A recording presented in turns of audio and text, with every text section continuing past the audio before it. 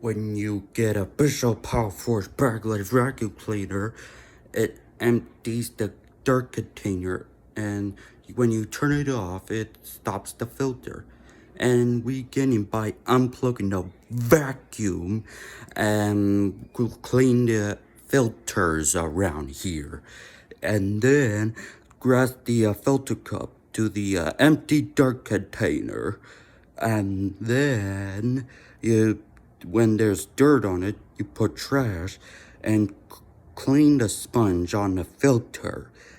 And then when you plug it in, you turn on the vacuum.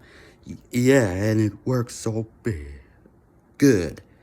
And then when you vacuum's clean, you'll get to clean up the rug on the floor or the kitchen, as well as a vacuum cleaner bagless machine.